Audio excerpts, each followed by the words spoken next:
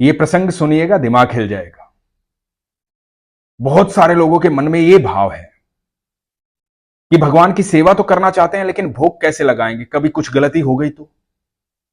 लड्डू गोपाल घर पर लाना चाहते हैं, पर लाएं कि नहीं लाएं, कभी कुछ गलती हो गई तो। ये प्रसंग सुनिए और जानिए कि कौन है श्री कृष्ण, क्या चाहते हैं श्री कृष्ण। हरे कृष्ण दोस्तों, मैं हूं अनुज शर्मा। वृंदावन में एक भक्त थे भगवान के, संत थे, माधव दास। कृष्ण के जितने प्यारे होते हैं ना, वो अपना नाम भी वैसा ही रख लेते हैं, कृष्णदास, माधव दास, क्योंकि भगवान के दास होते हैं। तो माधव दास जी अनन्य भक्त थे। लताओं में, कुंजों में रहते थे, झाड़ियों में रहते थे, ना कोई कुटिया, ना कोई आश्रम, ना कोई घर, बस ऐसे ही रहते थे। उनको लगता था कि वृंदावन की भूमि पर रहता हूं, ये काफी है, मेरे ठाकुर के दिल में रहता हूं, कृष्ण के दिल में रहता हूं, ये काफी है।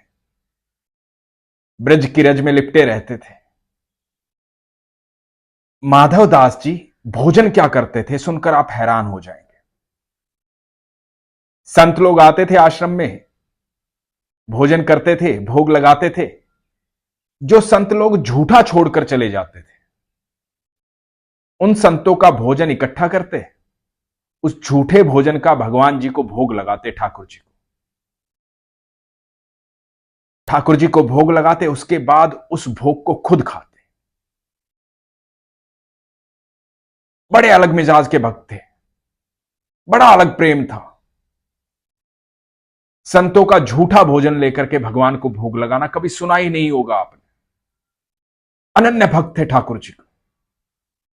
ठाकुर जी के प्रति इतना भाव था उनके मन में, इतना प्रेम था उनके मन में, एकदम सच्चा प्रेम, सरल प्रेम। एक दिन हुआ क्या कि संत लोग आए, भोजन किया, सारी पत्तल उठाई, माधव दास ने सारा भोजन इकट्ठा किया। भूख लगी थी बहुत जोरों की, भूल गए कि ठाकुर जी को भोग रोज लगाता हूं। इकट्ठा करके खुद एक कोर अपने मुंह में डाल लिया, और जैसे ही मुंह में डाला, एकदम से दिमाग में बात आई कि ठाकुर जी को भोग तो लगाया ही नहीं। अब वो कोर जो है मुंह में है, बाहर नहीं फेंक पा रहे, क्योंकि संतों का झूठा है। जिस व्यक्ति को सबके भीतर कृष्ण दिखते हो ना, वो सबको कृष्ण मानता है, वो सबसे प्रेम करता है। और संतों की, महात्माओं की तो महिमाएं अलग होती है। तो माधव दास उसे बाहर नहीं निकाल पा रहे,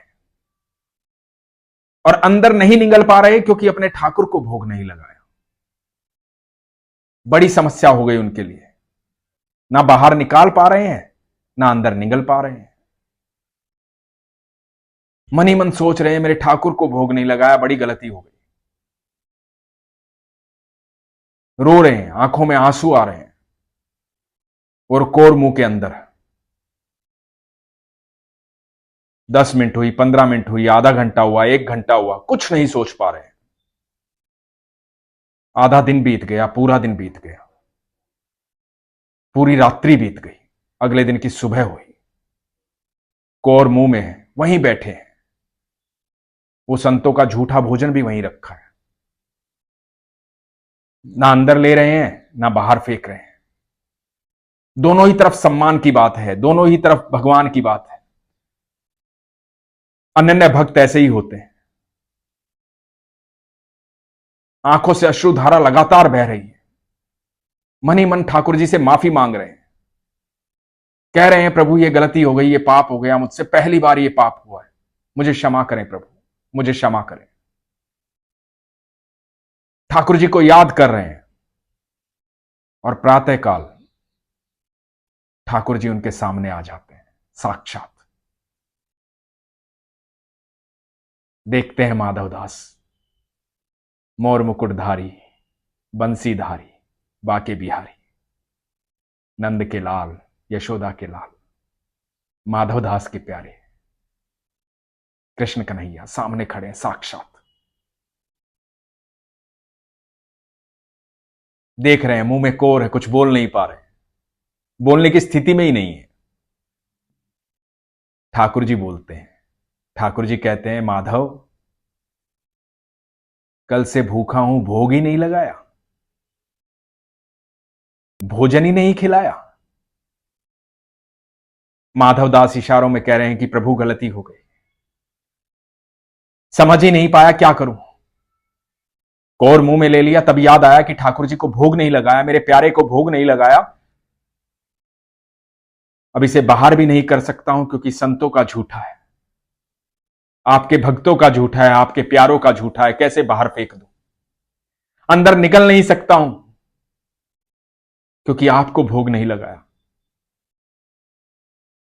मेरी स्थिति बड़ी गंभीर है प्रभु, मुझे क्षमा करें, मुझसे गलती हो गई। ठाकुर जी बोले, अरे इतना क्यों सोच रहे थे, जब तुमने मुंह में ले लिया था तो उससे भोग लगा देते। तो माधवदास इशारों में कह रहे हैं, नहीं प्रभु, आप ये भोग लगाइए जो सामने रखा हुआ है, मुझसे गलती हो गई। ठाकुर जी बोले, अरे क्या गलती हो गई, अपने मुंह से निकालो और मुझे भोग लगाओ। माधवदास बोले, प्रभु इतना बड़ा पाप तो नहीं कर सकता, अपना झूठा आपको कैसे खिला सकता हूं। तो ठाकुर जी मुस्कुराए, ठाकुर जी बोले, माधव इतने दिनों से तू सबका झूठा मुझे खिला रहा है, आज तेरा खिला देगा तो क्या चला जाएगा, और तू तो मेरा सबसे प्रिय है, रोज सबका झूठा ही तो खिलाता है, तो चल अपने मुंह से निकाल और भोग लगा। माधवदास रो रहे हैं लगातार, आंखों में अश्रु भरे हुए हैं। सोचो कैसी स्थिति है कि भगवान सामने खड़े हैं, कुछ बोल नहीं पा रहे हैं, मन में यह चल रहा है कि क्या करूं क्या ना करूं। सामने सर्वेश्वर है, ठाकुर है, ईश्वर है। तो भगवान जिद करते हैं, तुम भोग नहीं लगाओगे तो मैं भूखा ही रहूंगा, भोग लगाओ माधवदास। माधवदास भगवान के चरणों में गिर गए, बोले, नहीं प्रभु ऐसा पाप नहीं हो पाएगा, नहीं प्रभु ऐसा पाप नहीं हो पाएगा। भगवान जिद करने लगे।